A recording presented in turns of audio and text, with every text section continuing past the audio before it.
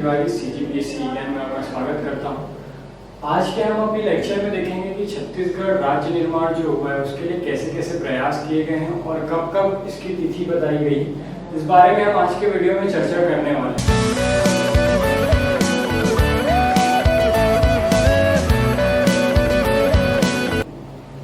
यदि हम इसकी शुरुआत देखें तो आपको पता होगा कि जो मराठा शासक थे जिनका नाम था रघुजीत तृतीय, इनकी कोई संतान नहीं थी, ठीक है, और इनकी मृत्यु हो गई 11 दिसंबर 1853 को। यहाँ पर लिखा हुआ है 11 दिसंबर 1853 को रघुजीत तृतीय की मृत्यु हो गई। जब रघुजीत तृतीय की मृत्यु हुई तो उनकी कोई संतान नहीं थी और उस समय भारत का जो गवर्नर जनरल था वो था लॉर्ड डलहौजी। लॉर्ड डलहौजी उस समय भारत का गवर्नर जनरल था। उसकी एक नीति आपने पढ़ी होगी इतिहास के सब्जेक्ट में, उसकी एक नीति थी हड़प नीति, जिसका एक प्रावधान ये भी था कि जो रियासत या जो प्रदेश जिसका शासक है और उसकी कोई संतान नहीं है, मतलब उसका कोई उत्तराधिकारी नहीं, यदि उस शासक का उत्तराधिकारी नहीं है तो वो रियासत किसी उत्तराधिकारी को अडॉप्ट नहीं कर सकती। इसके लिए एक व्यवस्था की गई डलहौजी द्वारा कि जिस राज्य की कोई उत्तराधिकारी नहीं होगा, यदि कोई राज्य है उसका कोई उत्तराधिकारी नहीं है, केवल वो शासक ही है, उसकी कोई संतान नहीं है, तो उस राज्य का विलय कर दिया जाएगा ब्रिटिश साम्राज्य में। और जैसा कि आपको मैंने बताया कि 11 दिसंबर 1853 को रघुजीत तृतीय की मृत्यु हो जाती है और मृत्यु के पश्चात उनका उत्तराधिकारी कोई नहीं होता है। इसलिए लॉर्ड डलहौजी द्वारा 13 अप्रैल 1854 को इस छत्तीसगढ़ का विलय कर दिया जाता है ब्रिटिश साम्राज्य में। छत्तीसगढ़ का विलय ब्रिटिश साम्राज्य में कर दिया जाता है 13 अप्रैल 1854 को लॉर्ड डलहौजी के द्वारा। जब लॉर्ड डलहौजी इसका विलय करते हैं तो आपको पता होगा कि जो अंग्रेजी शासन व्यवस्था थी उसमें संभाग और तहसील प्रणाली को अपनाया गया था। संभाग और तहसीलों में बटा होता था जो प्रशासन, ठीक है, प्रशासन संभाग और तहसीलों में बटा होता था। इसी व्यवस्था के तहत डलहौजी ने 3 तहसीलें बनाई छत्तीसगढ़ में। इनका नाम यहाँ पर लिखा हुआ है। 3 तहसीलों का निर्माण किया गया, जिसमें से पहला था रायपुर, दूसरा रतनपुर था और तीसरा था धमतरी। इन 3 रियासतों की स्थापना की गई थी 13 अप्रैल 1854 को लॉर्ड डलहौजी के द्वारा। इसी को पुनर्गठन किया गया। इन तहसीलों का पुनर्गठन करके इनकी संख्या 5 कर दी गई 1857 में। 1857 में तहसीलों का पुनर्गठन किया गया और इनकी संख्या 5 हो गई। 2 नई तहसीलें बनाई गई। 2 नई तहसीलें कौन कौन सी थी? तो पहली तहसील थी दमधा एक तहसील थी और दूसरी थी नवागढ़। इस प्रकार 2 नई तहसीलें बनाई गई और इससे पहले 3 तहसीलें बनाई गई थी, रायपुर, रतनपुर और धमतरी। इस प्रकार 5 तहसीलें हो गई थी यहाँ पर 1857 तक। इसके बाद आपको पता होगा कि 2 नवंबर 1861 को मध्य प्रांत का गठन किया गया। जो प्रशासनिक व्यवस्था थी, आपने अलग अलग प्रांत पढ़े होंगे, जैसे कि बंगाल प्रांत था, मुंबई प्रांत था, मद्रास प्रांत था। इसी प्रकार इसको पुनर्गठित करके 2 नवंबर 1861 को एक नया प्रांत बनाया गया जिसे मध्य प्रांत कहा गया। मध्य प्रांत का गठन किया गया 2 नवंबर 1861 को। प्रशासनिक सुविधा के लिए ऐसा किया गया था और इस मध्य प्रांत में 2 भाग थे। पहला भाग था सागर और नर्मदा का इलाका। जो सागर हमारा जिला है, MP में पड़ता है ना, वो और नर्मदा का इलाका ये एक बना, ठीक है। सागर और नर्मदा का इलाका एक बना और दूसरा था इसमें नागपुर का इलाका। इन 2 भागों में बांटा गया मध्य प्रांत को। और इसी नागपुर इलाके के अंतर्गत हमारे रायपुर, बस्तर और करौद को रखा गया। इस नागपुर इलाके के अंतर्गत ही रायपुर, बस्तर और करौद को शामिल किया गया था मध्य प्रांत में 1861 में। याद रखिएगा, मध्य प्रांत का गठन हुआ था 1861, 2 नवंबर 1861। इस व्यवस्था को और सुविधाजनक बनाने के लिए 1862 में, इसके 1 साल बाद 1862 में छत्तीसगढ़ को संभाग बना दिया गया और 3 जिलों का निर्माण किया गया। 3 जिलों को मिलाकर एक संभाग बना छत्तीसगढ़ 1862 में। ये 3 जिले कौन कौन से जिनका निर्माण 1862 में किया गया है? तो ये जिले थे रायपुर, बिलासपुर और संबलपुर। इन 3 जिलों का निर्माण 1862 में किया गया है और छत्तीसगढ़ को एक संभाग बनाया गया। ये 3 जिले हैं रायपुर, बिलासपुर और संबलपुर, इन 3 जिलों का निर्माण 1862 में किया गया। यदि इसके आगे आप चर्चा करेंगे तो आप पाएंगे कि 1905 में बंगाल विभाजन की घटना हुई, जिसके अनुसार जो हमारे प्रदेश थे उनको भाषाई आधार पर अलग करने का प्रावधान था। ठीक है, तो 1905 में जब बंगाल विभाजन हो रहा था, उस समय जो ये संबलपुर जिला बना था, जो कि अब तक नागपुर के अंतर्गत और छत्तीसगढ़ के अंतर्गत शामिल था, यदि हम इसको छत्तीसगढ़ बोले नागपुर इलाके को तब, ठीक है, तो ये तब तक, यदि मान ले संबलपुर हमारे छत्तीसगढ़ में था तब तक, तो 1905 में जब विभाजन किया गया तो ये संबलपुर की जो संस्कृति थी, जो इसकी भाषा थी, जो यहाँ पर लोग निवास करते थे, वो छत्तीसगढ़ से कुछ अलग प्रतीत होते थे। इसलिए इस संबलपुर को छत्तीसगढ़ से अलग करके या नागपुर इलाके से अलग करके इसे बंगाल प्रांत में शामिल कर दिया गया और बंगाल से 5 रियासतों को छत्तीसगढ़ में शामिल किया गया। बंगाल को संबलपुर दे दिया गया और बदले में उससे 5 रियासतें ली गई। 5 रियासतें, ये रियासतें कौन कौन सी, यदि ये पूछा जाए कि ये रियासतें कौन कौन सी थी, तो आप देख सकते हैं कि 5 रियासतें थी। पहली थी कोरिया, कोरिया रियासत, दूसरी थी सरगुजा, ये सरगुजा रियासत, तीसरी थी चांगभकार, चौथी थी उदयपुर और 5वीं थी जसपुर। इस प्रकार 5 रियासतों को शामिल किया गया 1905 में। 1905 में 5 रियासतों को शामिल किया।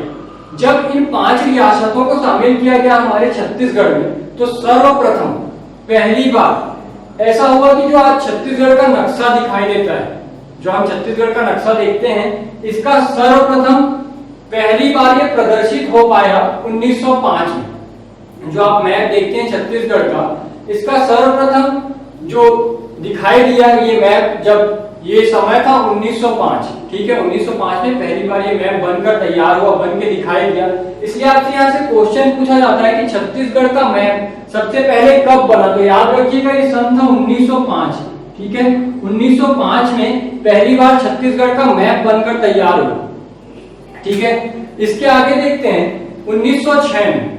1906 में एक नया जिला बनाया गया, क्योंकि अभी आप देखें कि 5 रियासतों को मिलाया गया और बदले में संबलपुर को दे दिया गया, बंगाल प्रांत को। तो इसके बदले में एक नए जिले का गठन किया गया और ये जिला था दुर्ग। 1906 में नए जिले दुर्ग का गठन किया गया। इस प्रकार अब फिर से जिलों की संख्या 3 हो गई छत्तीसगढ़ में, रायपुर, बिलासपुर और दुर्ग। 1906 में 3 जिले हो गए, दुर्ग नया जिला बना। इस प्रकार 3 जिलों का गठन हो गया। 1862 में 2 जिले और 1906 में 1 जिला दुर्ग। इस प्रकार अब जिलों की संख्या हो गई 3। फ्रेंड्स, इसके बाद 1918 में पंडित सुंदरलाल शर्मा के द्वारा, पंडित सुंदरलाल शर्मा ने छत्तीसगढ़ को परिभाषित किया अपनी पांडुलिपि से और उन्होंने स्पष्ट रेखा चित्र बनाया कि छत्तीसगढ़ कैसा दिखाई देगा। ये कार्य किया था उन्होंने अपने पांडुलिपि से, पांडुलिपि के द्वारा परिभाषित किया था। इसलिए उन्हें पहला संकल्पना कार्य या प्रथम स्वप्न दृष्टा कहा जाता है छत्तीसगढ़ का। पंडित सुंदरलाल शर्मा ने 1918 में पहली बार छत्तीसगढ़ का जो मैप है वह बनाया था अपनी पांडुलिपि के द्वारा। समझिए कि पांडुलिपि क्या होती है, उन्होंने ऐसा क्या बनाया कि इसे स्वप्न दृष्टा कहा गया, संकल्पना कार्य कहा गया। उन्होंने कोई मैप ड्रॉ नहीं किया था, उन्होंने अपने शब्दों में कहा था वह क्षेत्र, उन्होंने छत्तीसगढ़ को परिभाषित करते हुए कहा कि वह क्षेत्र जो उत्तर में विंध्याचल पर्वत और नर्मदा नदी से दक्षिण में इंद्रावती तक फैला हुआ है, जिसके पश्चिम में वैनगंगा बहती है। ध्यान से सुनिएगा, जो क्षेत्र उत्तर में विंध्याचल पर्वत और नर्मदा नदी से दक्षिण में गोदावरी तक फैला हुआ है, जिसके पश्चिम में वैनगंगा बहती है, जहां पर सिंह बाजा का प्रचार है। सिंह बाजा आपने सुना होगा, गौर नृत्य होता है जिसमें सिंह लगा के नृत्य किया जाता है, उसे सिंह बाजा का प्रचार कहा है। इसे उस सिंह बाजा का प्रचार है जहां पर स्त्रियां प्रायः एक वस्त्र धारण करती हैं, जहां पर धान की खेती होती है, वह क्षेत्र छत्तीसगढ़ है, ऐसा कहा था पंडित सुंदरलाल शर्मा ने। और इस कथन में आपको स्पष्ट हो जाएगा कि छत्तीसगढ़ का विस्तार कहां से कहां तक है। इसलिए पंडित सुंदरलाल शर्मा को छत्तीसगढ़ का प्रथम स्वप्न दृष्टा कहा जाता है। इसके बाद आगे देखते हैं कि 1924 में कांग्रेस की जो बैठक है वो रायपुर में आयोजित की गई थी। हर समय कांग्रेस की बैठक होती है, ठीक है, हर साल। ये क्रम था 1924 का, जब रायपुर में जिला कांग्रेस की बैठक हुई। जिला कांग्रेस की जब बैठक की गई रायपुर में, तो वहां पर पृथक छत्तीसगढ़ राज्य बनाए जाने की मांग की गई, लेकिन इसे स्वीकार नहीं किया गया। इसके अगला प्रयास इसका किया गया 1939 के त्रिपुरी अधिवेशन में। त्रिपुरी अधिवेशन के बारे में आपको ज्ञात होगा कि इसकी अध्यक्षता जो की थी वो की थी सुभाष चंद्र बोस ने। आपको पता होगा सुभाष चंद्र जो बोस जी थे, उनके अपोजिट में गांधी जी के एक कैंडिडेट खड़ा था, जिसे हराकर सुभाष चंद्र बोस ने इसके अध्यक्ष, इस जो सम्मेलन होने वाला था उसका अध्यक्ष बने थे। कौन? जो सुभाष चंद्र बोस जी थे वो 1939, और ये हुआ था त्रिपुरी में। त्रिपुरी अधिवेशन के नाम से जाना जाता है इसे। कांग्रेस का जो वार्षिक सम्मेलन होता है ये वो था 1939 में हुआ था त्रिपुरी में। यहाँ पर पंडित सुंदरलाल शर्मा द्वारा ये मांग रखी गई कि छत्तीसगढ़ को एक पृथक राज्य बना दिया जाए। यहाँ पर भी पंडित सुंदरलाल शर्मा की ये मांग नहीं स्वीकार की गई और छत्तीसगढ़ को पृथक राज्य नहीं बनाया गया। फिर 1946 में 1946 में ठाकुर प्यारेलाल ने पृथक छत्तीसगढ़ मांग के लिए, जो छत्तीसगढ़ की मांग हो रही थी वो नहीं मानी जा रही थी, इसलिए उन्होंने पृथक छत्तीसगढ़ मांग के लिए एक संगठन बनाया जिसे छत्तीसगढ़ शोषण विरोध मंच कहा जाता है। यह प्रथम संगठन था, यह जानने वाली बात, जिसका नाम था छत्तीसगढ़ शोषण विरोध मंच। छत्तीसगढ़ शोषण विरोध मंच की स्थापना की थी ठाकुर प्यारेलाल ने 1946 में। 1946 में ठाकुर प्यारेलाल ने छत्तीसगढ़ के पृथक मांग के लिए छत्तीसगढ़ शोषण विरोध मंच की स्थापना की, और यह छत्तीसगढ़ की पृथक मांग के लिए बनाया गया पहला संगठन था, जो कि स्वतंत्रता से पहले बनाया गया था 1946 में। इसके बाद आपको पता होगा कि 1947 में हमारा देश स्वतंत्र हो गया, और इस समय स्वतंत्रता के समय हमारा जो देश था, हमारा जो छत्तीसगढ़ था, ये प्रदेश, ये मध्य प्रांत बरार का हिस्सा था। हमारा जो छत्तीसगढ़ था वो स्वतंत्रता के समय मध्य प्रांत बरार के अंतर्गत ही आता था। जब 1947 में देश स्वतंत्र हुआ तो उस समय जो विभिन्न राज्य थे वे अपने भाषा के आधार पर राज्यों के पृथक्करण की मांग कर रहे थे, और ये मांग काफी बढ़ गई 1953 में, जब पोट्टी श्रीराम वेल्लू ने अनशन करके आंध्र प्रदेश को पृथक राज्य बनाने की मांग की, जो कि किस पर आधारित था? भाषा के आधार पर। इसलिए जब उनकी मृत्यु होती है पोट्टी श्रीराम वेल्लू जी की, तो सरकार को दबाव में एक अलग राज्य बनाना पड़ता है, आंध्र प्रदेश। और तब से ये जो मांग है वो काफी विस्तृत हो जाती है, काफी फैल जाती है, और सभी राज्य मांग करने लगते हैं कि हमें भाषा के आधार पर अलग किया जाए। उनकी इस बात को ध्यान में रखते हुए केंद्र सरकार ने 1953 में एक आयोग का गठन किया गया, जिसके अध्यक्ष थे फजल अली। इसे राज्य पुनर्गठन आयोग के नाम से जाना जाता है। इसे फजल अली आयोग भी कहते हैं क्योंकि इसके अध्यक्ष थे फजल अली। इसका गठन हुआ था 1953 में। जो जितने भी राज्य हैं उन्हें भाषा के आधार पर पृथक करने के लिए, पृथक राज्य बनाने के लिए फजल अली आयोग का गठन किया गया था। इसकी रिपोर्ट आने से पहले 1955 में जो रायपुर के विधायक थे ठाकुर रामकृष्ण सिंह जी ने 1955 में जो मध्य प्रांत था वहां पर विधानसभा में एक संकल्प प्रस्तुत किया, एक मांग रखी, जो कि पहली विधायी मांग थी। ये जो मांग थी वो पृथक छत्तीसगढ़ के लिए रखी गई थी ठाकुर रामकृष्ण सिंह जी के द्वारा, और ये प्रथम विधायी मांग थी। किसी विधायक के द्वारा मांग की जा रही है, इसलिए ये प्रथम विधायी मांग थी। याद रखिएगा, ये मांग की गई थी 1955 में ठाकुर रामकृष्ण सिंह जी के द्वारा।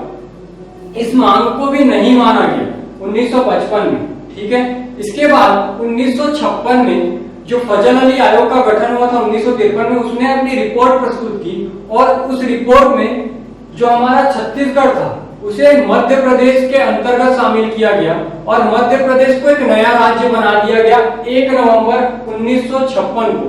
मध्य प्रदेश का गठन किया गया 1 नवंबर 1956 को, और इसी के अंतर्गत रख दिया गया छत्तीसगढ़, जो हमारा आज राज्य है, उसे उस समय मध्य प्रदेश के अंतर्गत शामिल कर दिया गया। जब ऐसा हुआ तो जो डॉक्टर खूबचंद बघेल थे, उन्होंने इसके विरोध में नया पार्टी की स्थापना की, नया एक सभा बनाई, एक संगठन बनाया जिसे उन्होंने नाम दिया छत्तीसगढ़ महासभा।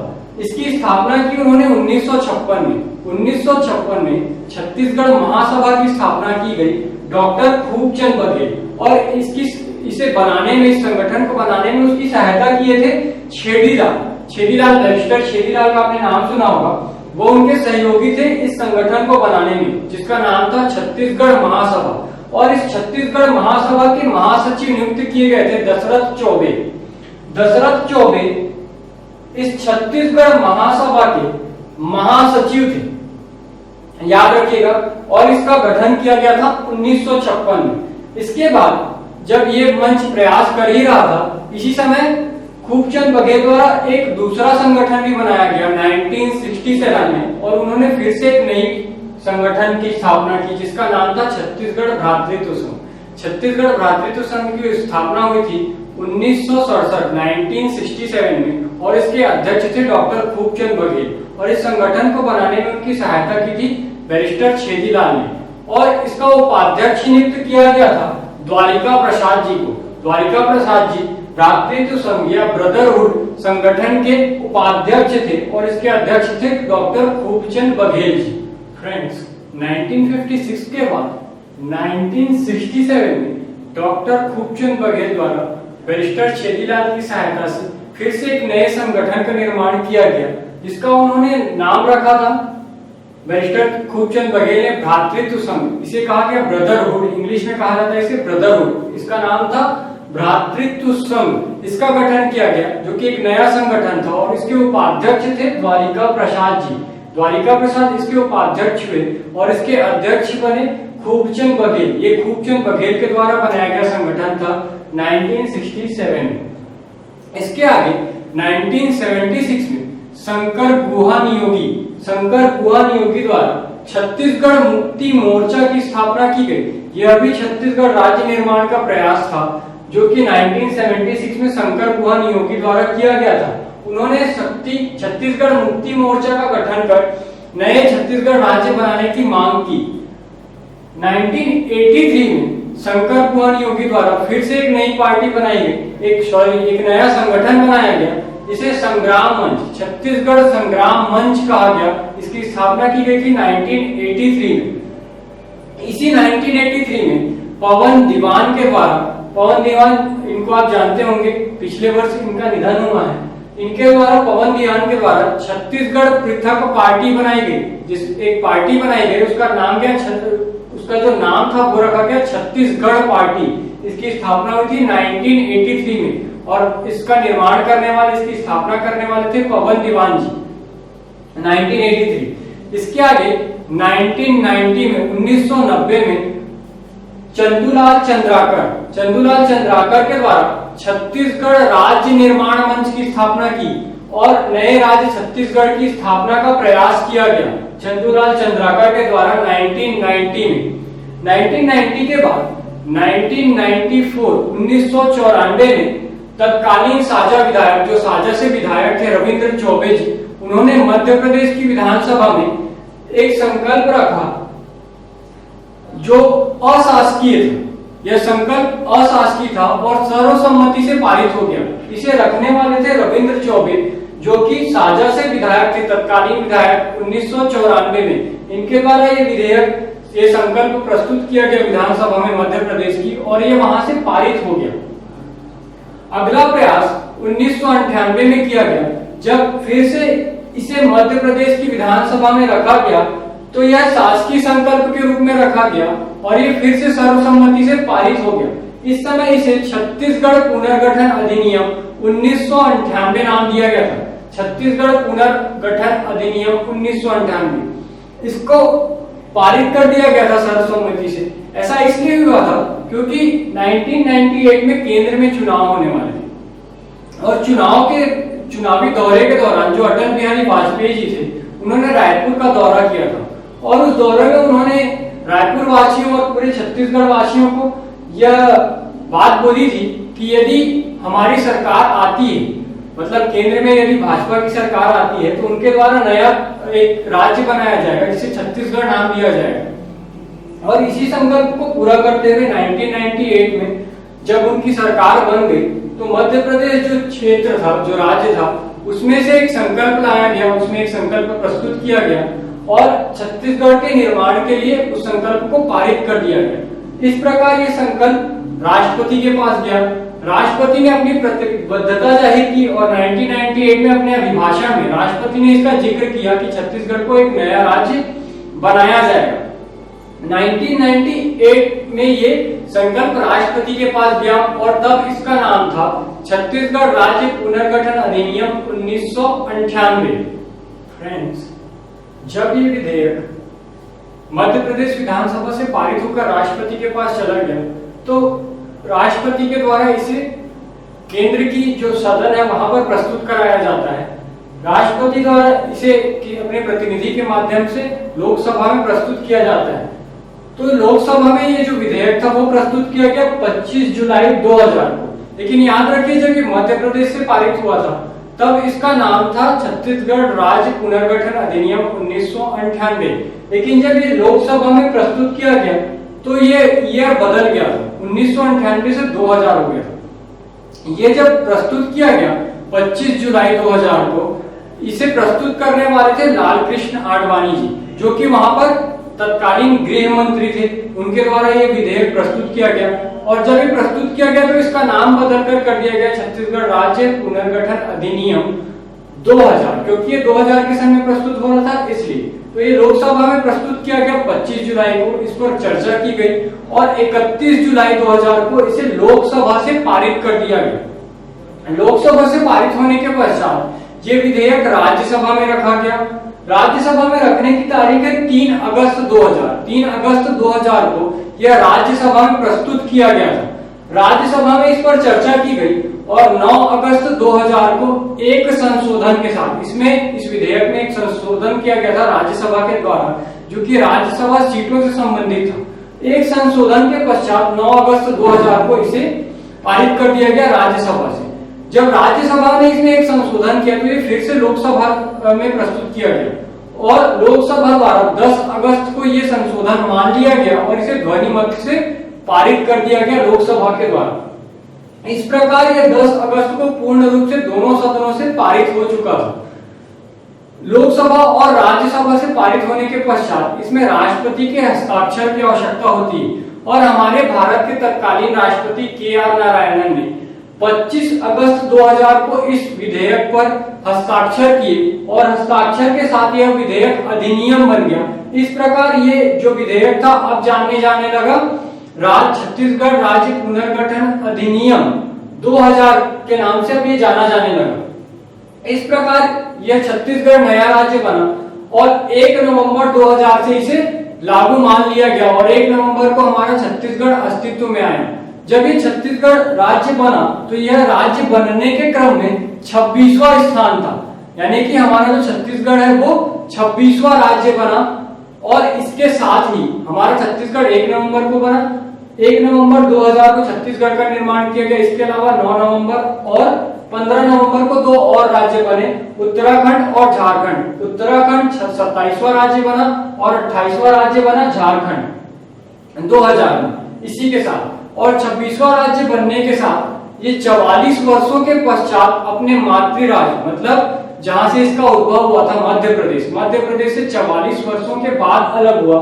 यदि मध्य प्रदेश के क्षेत्रफल को हम 100% मान लें तो उसका 30.47% क्षेत्रफल छत्तीसगढ़ को दिया गया और नए राज्य का गठन कर दिया गया जिसे हम छत्तीसगढ़ के नाम से जिसे हम जानते हैं। याद रखिएगा कि इस समय जो प्रधानमंत्री थे वो थे अटल बिहारी वाजपेयी, जो गृह मंत्री थे वो लाल कृष्ण आडवाणी थे जिन्होंने इसे लोकसभा में प्रस्तुत किया था। उस समय जो राष्ट्रपति थे वो थे के.आर. नारायणन। और ये भी पूछा जा सकता है कि उस समय एमपी के मंत्री कौन थे, मतलब मुख्यमंत्री कौन थे मध्य प्रदेश के। तो याद रखिएगा उस समय मध्य प्रदेश के जो मुख्यमंत्री थे उनका नाम था दिग्विजय सिंह जी। इस प्रकार ये छत्तीसगढ़ राज्य निर्माण हुआ और छत्तीसगढ़ राज्य निर्माण के पश्चात आपको पता होगा कि जो छत्तीसगढ़ के पहले मुख्यमंत्री थे वो निर्वाचित नहीं हुए थे बल्कि नियुक्त हुए थे। इस प्रकार अजीत प्रमोद जोगी जी को पहला मुख्यमंत्री नियुक्त किया गया छत्तीसगढ़ का और जो छत्तीसगढ़ के मंत्री थे इनकी पहली बैठक 14 दिसंबर से 20 दिसंबर 2000 के बीच, क्योंकि उस समय विधानसभा का निर्माण नहीं हुआ था, छत्तीसगढ़ एक नया राज्य बना था, इसलिए जो राजकुमार कॉलेज है रायपुर का, वहां पर एक जसपुर हॉल है, एक कमरा है जिसे जसपुर हॉल के नाम से जाना जाता है। वहां पर मंत्रिपरिषद की पहली बैठक रखी गई 14 दिसंबर से 20 दिसंबर के बीच में, और ये बैठक थी मंत्रिमंडल। इस प्रकार यदि पूछा जाए कि विधानसभा की पहली बैठक कब हुई छत्तीसगढ़ राज्य निर्माण के पश्चात, तो आप बता सकते हैं कि 14 दिसंबर से 20 दिसंबर 2000 के बीच ये बैठक रखी गई थी राजकुमार कॉलेज के जसपुर हॉल में। इस प्रकार हम आज के टॉपिक में छत्तीसगढ़ राज्य का निर्माण कर चुके हैं, उनके प्रयासों के बारे में पढ़ चुके हैं। आज के लिए इतना ही था फ्रेंड्स। यदि आपको मेरा ये वीडियो अच्छा लगा हो, पसंद आया हो, तो इसे लाइक करना ना भूलें और हमारे चैनल CGPSC ई-ज्ञान को सब्सक्राइब करना ना भूलें। आज के लिए इतना ही, thank you. Subscribe our YouTube channel and press the bell icon to never miss an update from CGPSC e-Gyan. Visit our website visualcard.com